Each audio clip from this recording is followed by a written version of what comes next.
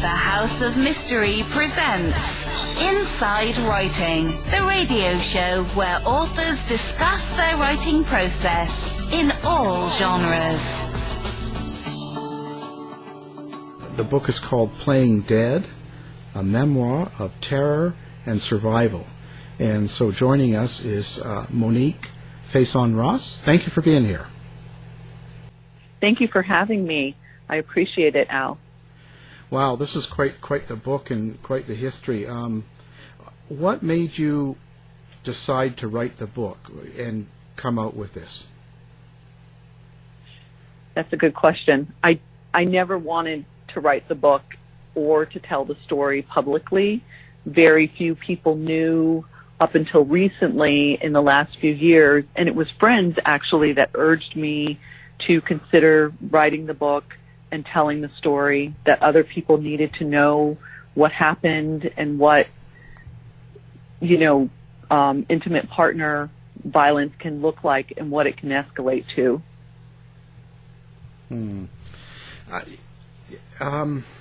Wow, I don't know. Let's begin with your story. Can you maybe let the listeners know where it all started? Okay.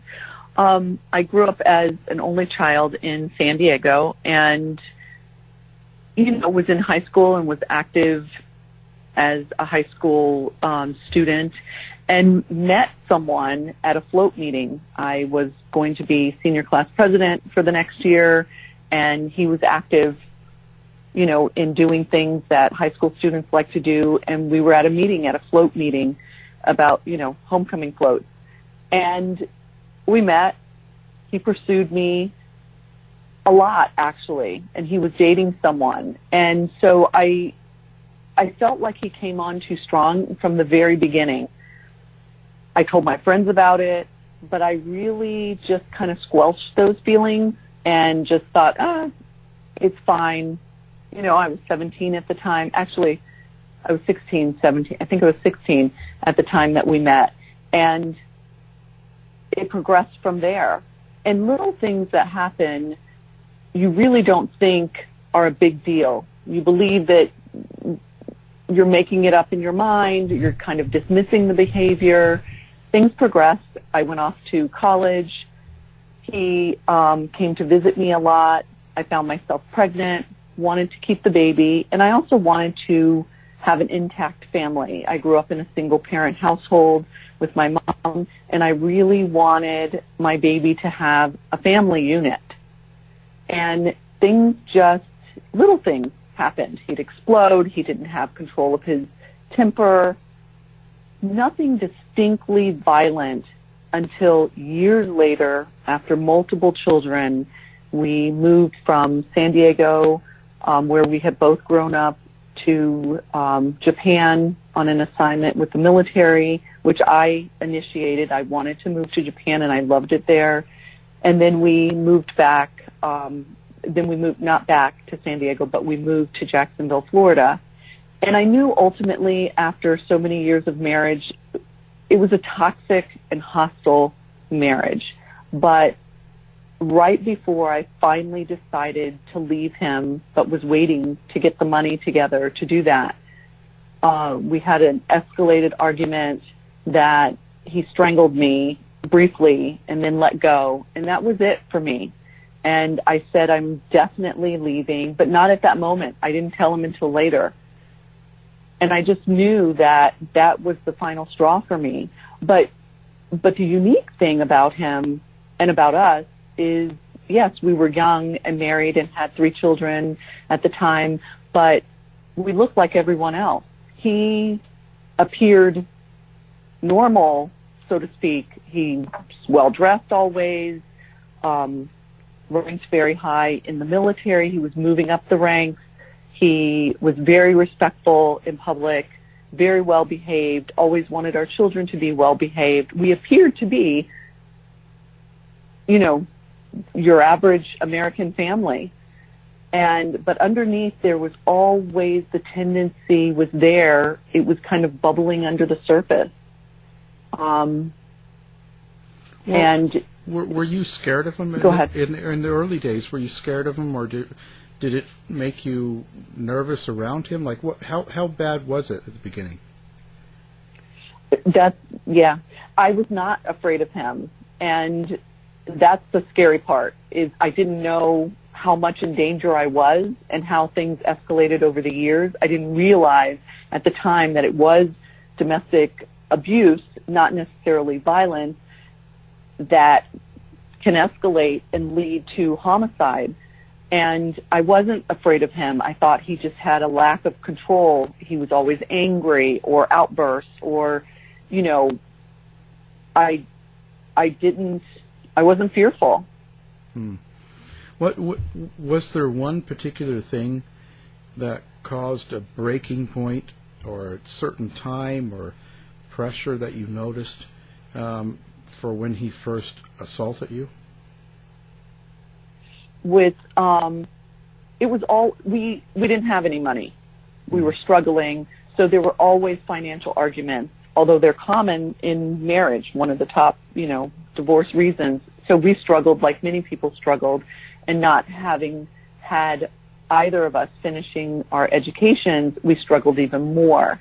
And so there were always arguments surrounding money. We just argued constantly about when we were leaving, if it was about what time we were leaving, about everything. But I desperately and wrongly, in retrospect, wanted to keep an intact family for my kids. And I just believed, with therapy, we'd try therapy, things would work for a little while. He made promises he could never keep. He would do better if I didn't leave him. He would stop exploding if I didn't leave him. So the one thing you asked, what was the one thing? There were two incidences that were significant. One was when he said to me, remember in an argument, remember OJ got away with it. And that hit me in the gut like someone had physically punched me in the stomach. And I think that was my internal radar going off, some kind of alert system saying he really means it.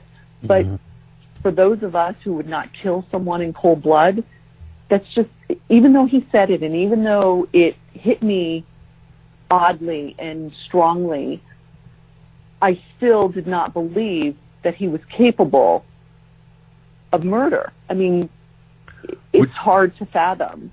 Did you have family members or friends who were really didn't like him or felt uncomfortable around him and would tell you so even before you knew something was going on?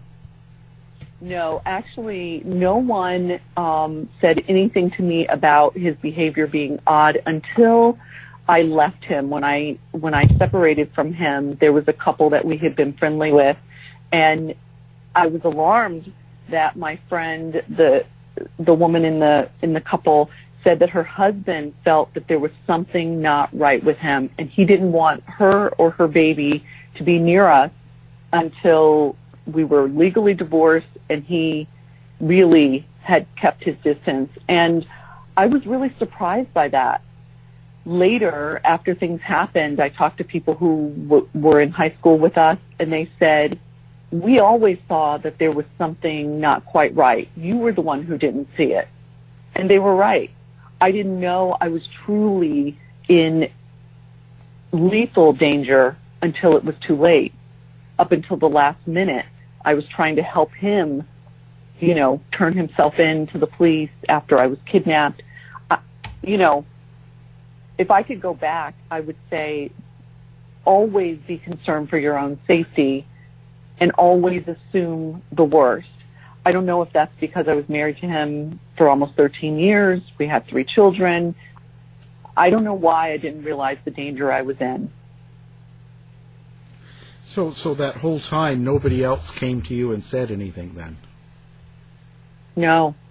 Wow. I think because he appeared, if you were to meet him today and you didn't know the story and you didn't talk to me, you would believe him. He's very believable. He's a sociopath. Most of them are very believable, very charming. He convinced people that he was a great dad, and he was a great dad in many ways. He attempted to be a good husband as I attempted to be a good wife. But we were toxic from the very beginning and should have never been married. So how was it to leave him then? You said you had had enough and you were going to leave him.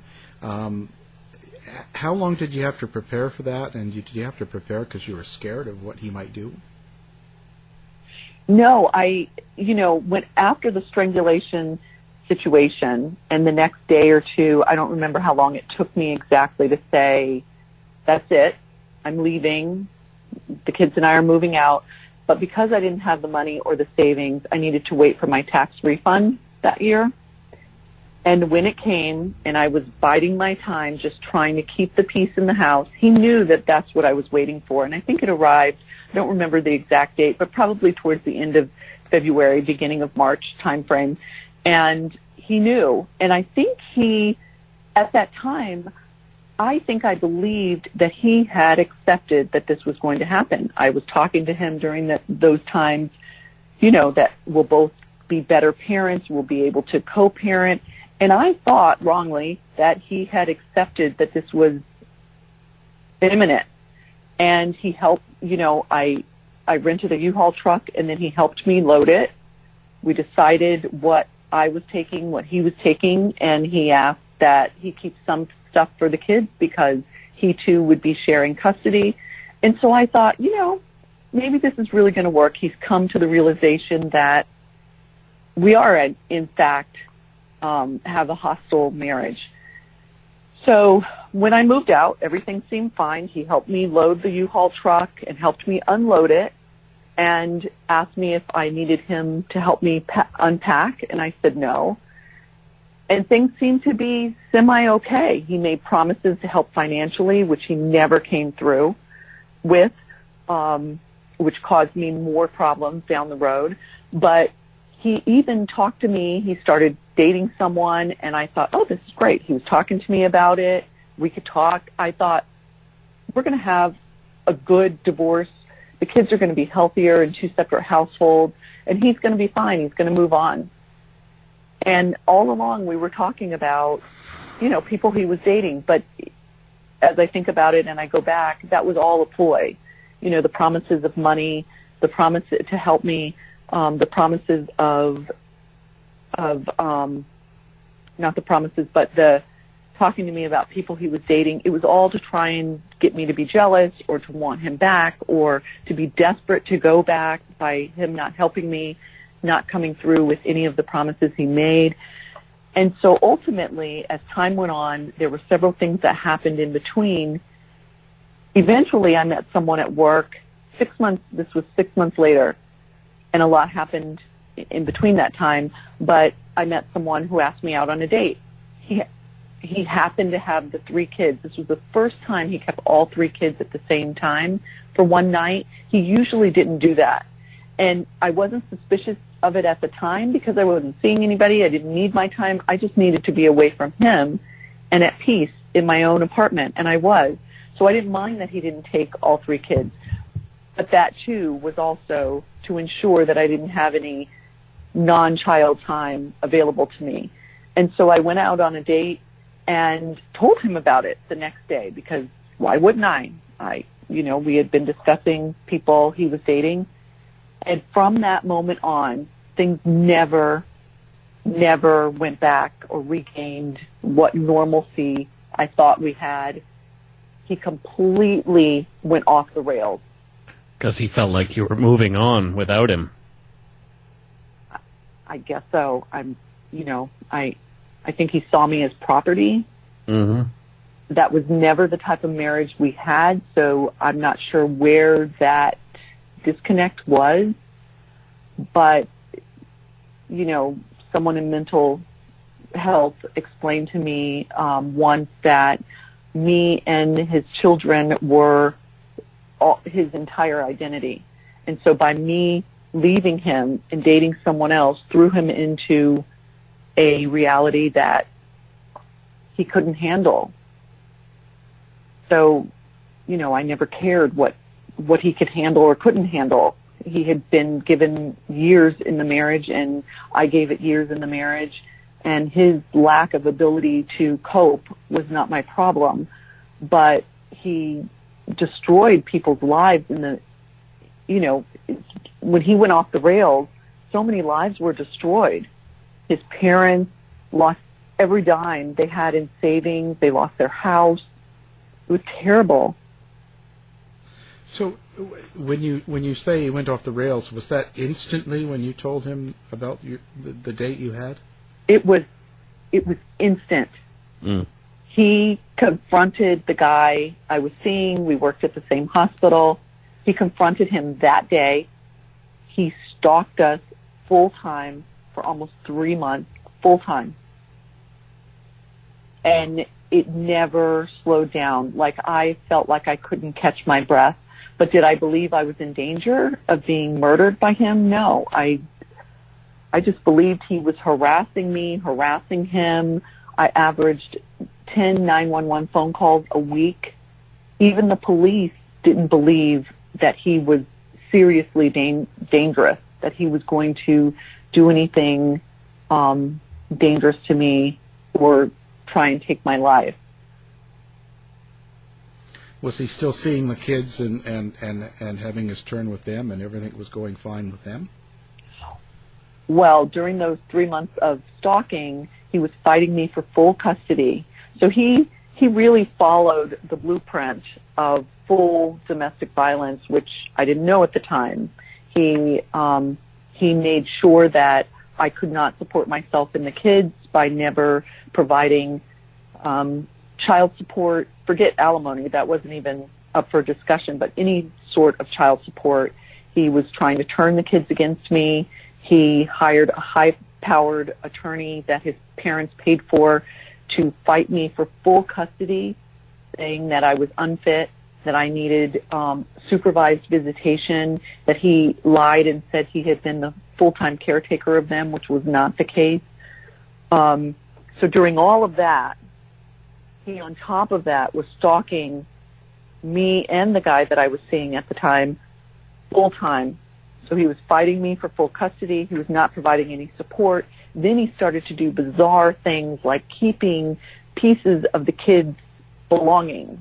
So, for example, our son's backpack, or, it was my oldest daughter's backpack, or my son's T-ball mitt and bat, like little things to, I don't know what the point of that was. I never understood it. I don't know if it was to force me to go out and buy other things. It was some attempt at desperation of control. And the less control he could get, the more outrageous he was. And so 2 weeks into the stalking, just 2 weeks after I went on that date, I had to file a temporary injunction for protection. And so did the guy I was seeing. And then it became final later that month, because the day he was served with that, he violated it. It was in his car. The police arrested him. He was arrested a couple of times. Each time the bond was raised from wherever it was, and his parents continued to funnel money into the private attorney. And each time we appeared in court, he was very respectful to the judge, very well dressed, very well spoken. He always said, "Yes, Your Honor," "No, Your Honor," "I won't do it anymore, Your Honor," and he would leave court and pick up right back where he left off. And it just continued that way till eventually he caused me to lose my job. There were no, to my knowledge, workplace violence, guidelines at that time. I don't know what he said to my supervisor, but I was in a probationary period. And off the record, she said to me, "When all of this gets straightened out, we'd love to have you back. But in the meantime, we have to protect people here. We worry about you, but we have to protect people," which I understood. What could I say? Right. I don't know what he said to her. She never divulged that. But so he caused me to lose my job. So he just ticked each box to ensure that I could not take care of my children during that time. So when did it come to a point where he actually decided to kidnap? kidnap you. How long was that into the separation? Into the separation, it was 9 months. It was 3 months into the stalking. So I think he was waiting for the opportunity, the right opportunity. I think that was his plan all along. There were several different things he did throughout to torment me. He followed me constantly. But that particular day that I was kidnapped, the night before, for a change, I hadn't called the police, but the police caught him stalking and had led him, he had led them in a high-speed chase, and it was raining, as it often does in Florida, off and on.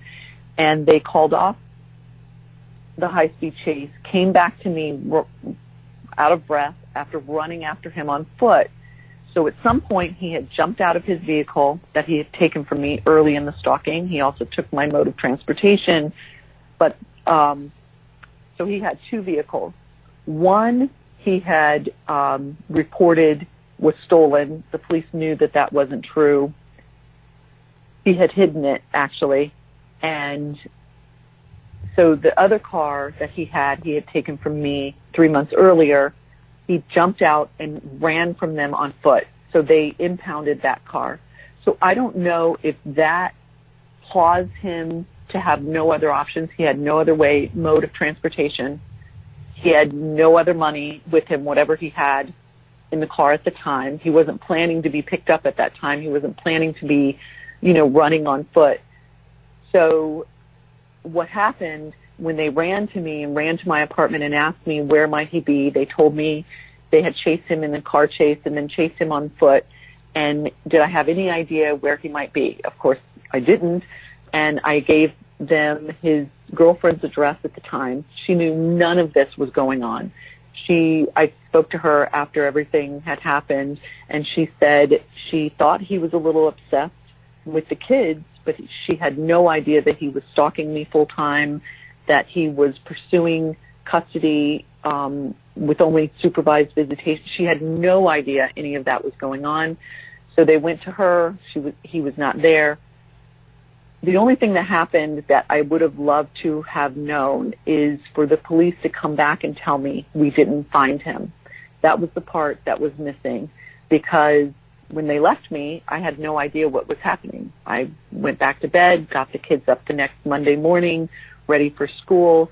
My two youngest kids were with me at the time, because my oldest, he had manipulated against me, and she was staying with him for the last couple of weeks. So my 2 youngest and I woke up like normal. I fixed their lunches, got dressed. I did grab pepper spray walking out the door because it had become a routine. And that morning, walking my kids to the car to drive them to school, he ran at me and kidnapped me. So, I don't know that I would have done something different that morning if I had known they hadn't found him, but it's hard to say. We can always second guess, what would have happened. But, so that's what precipitated the kidnapping, was him having no vehicles, the police looking for him in a manhunt, and him having little to no money, I presume. Wow. But when he kidnapped you, it wasn't just to have you drive him somewhere or to give you money. Oh, no. He kidnapped me. My neighbor, thankfully, yelled to my children and said, "Don't listen to him," because he was screaming at them to get in the car, and they ran back upstairs to her. Thankfully, they didn't listen to him, but he didn't have me drive him. He brought 2 different weapons, a gun and a butcher knife, which I didn't know he had a butcher knife at the time. The gun he ended up dropping, and later I found out it was not a real gun, but it looked like a real gun to me, someone not familiar, and seeing someone run at me.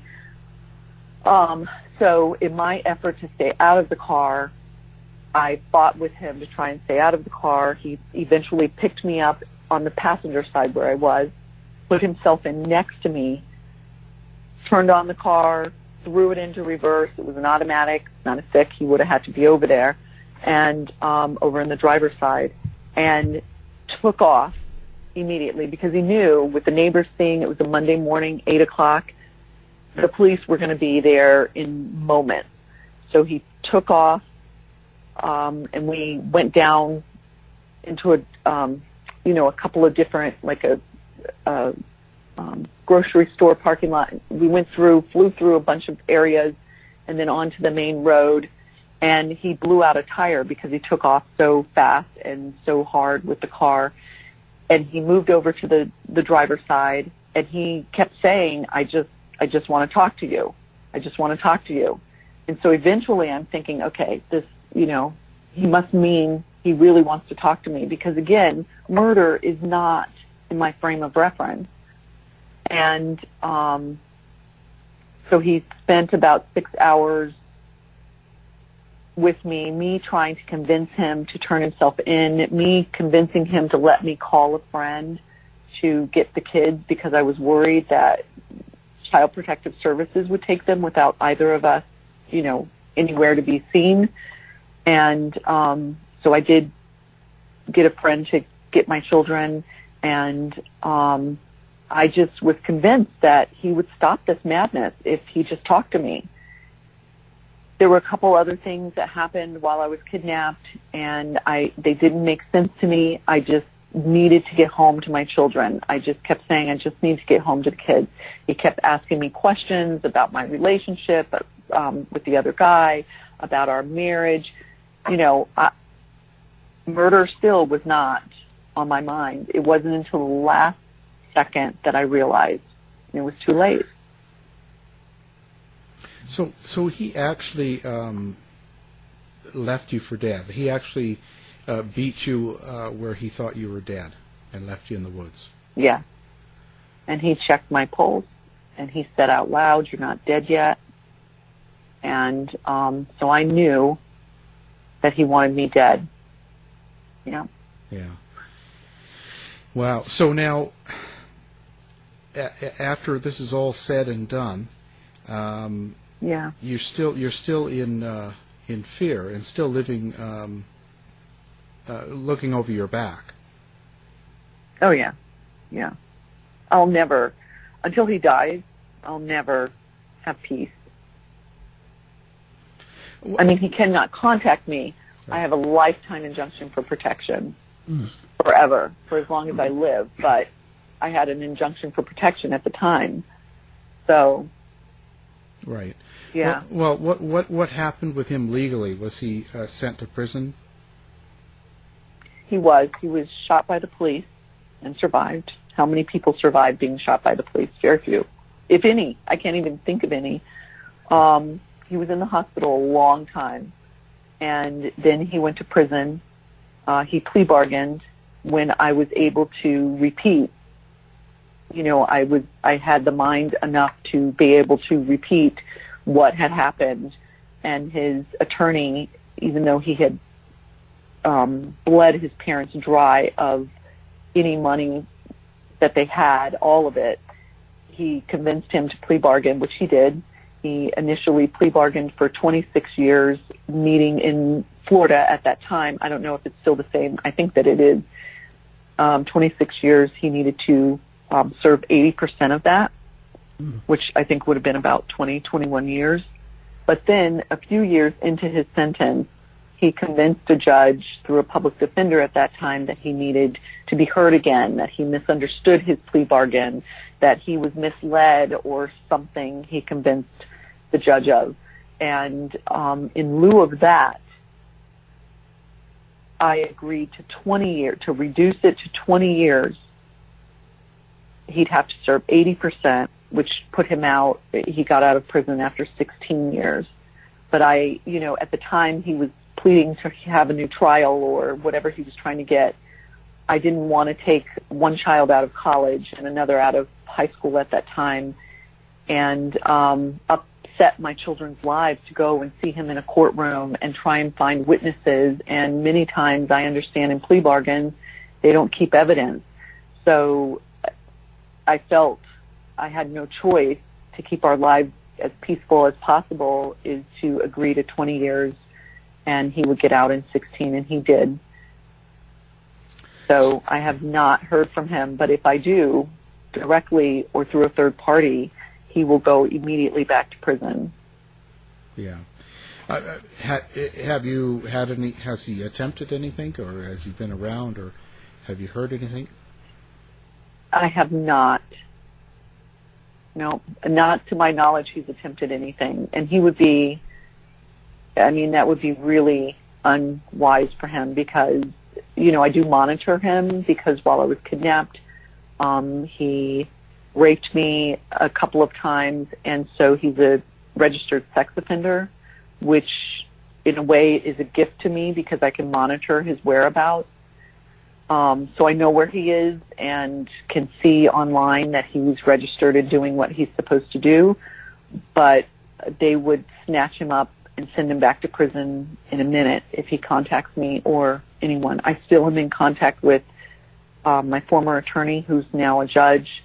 I'm in contact with the state district attorney, who was the former, at the time, he was the assistant state attorney who prosecuted him for the state of Florida. So I still am in contact with all of those people, even the police that were involved. So it would be very unwise for him. Yeah. Yeah.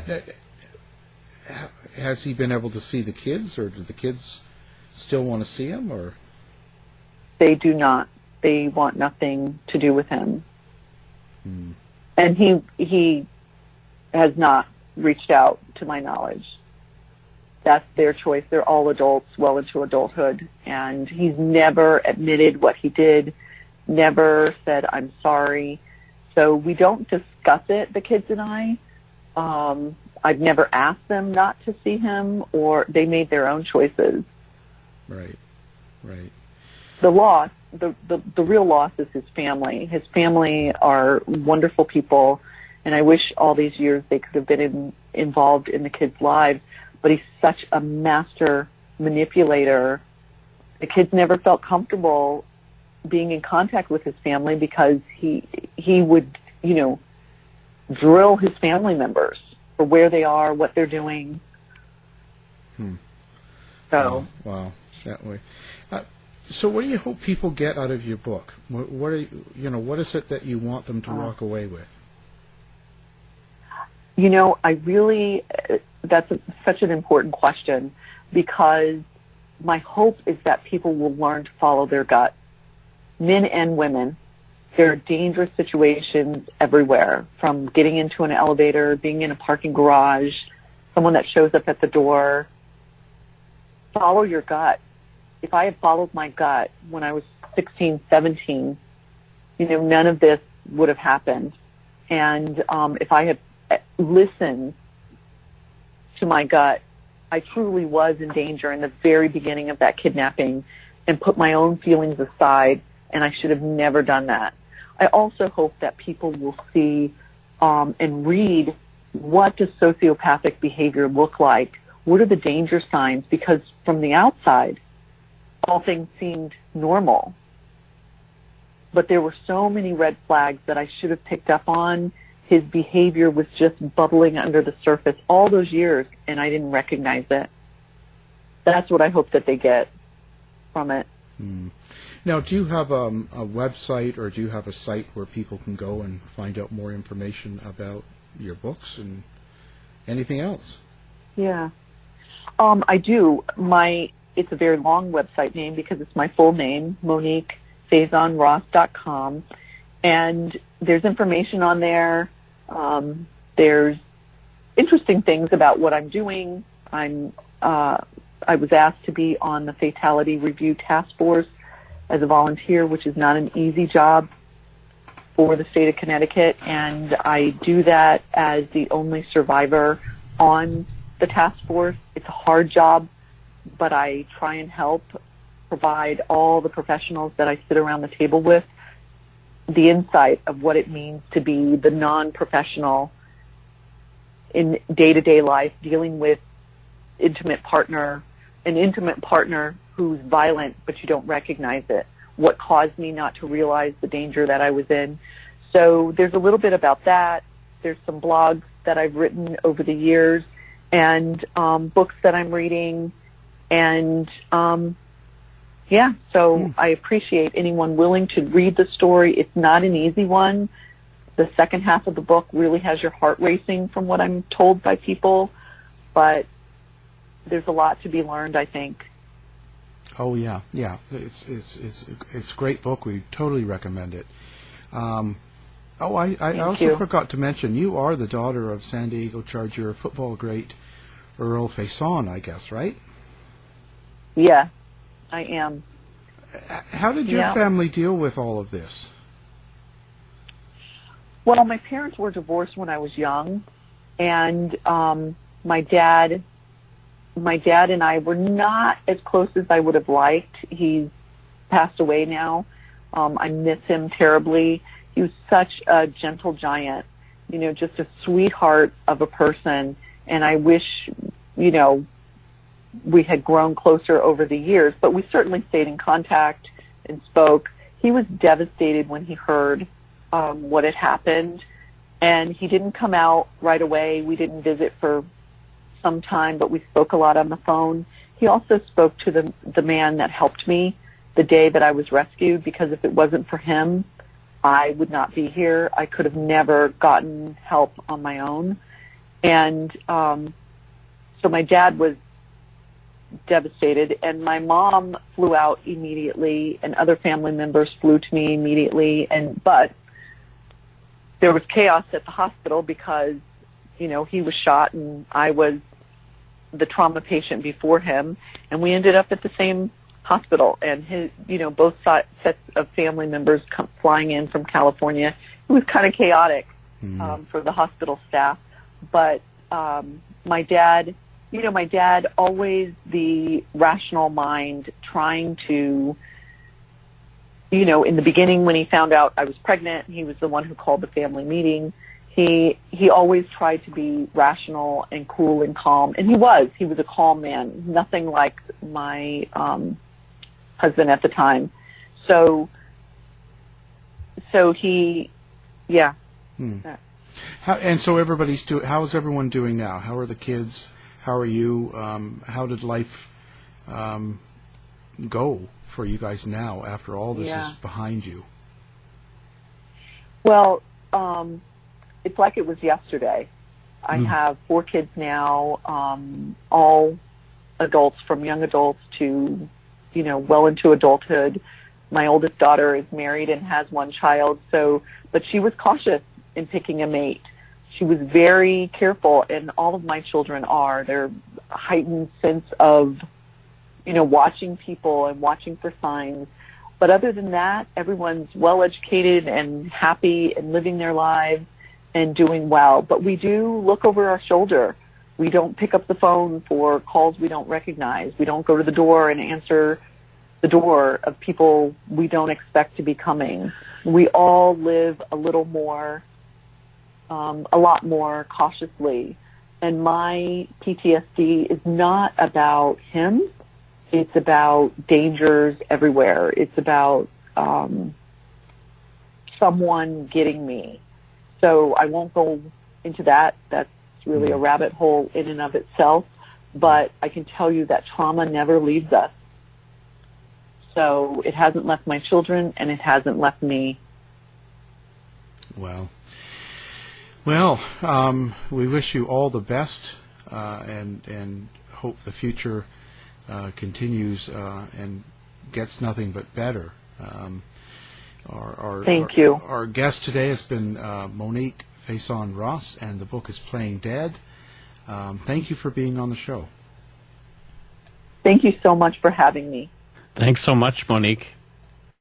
To find out more about our show, guests, or to listen to past shows from our archive, please go to www.houseofmysteryradio.com. The mission has been completed.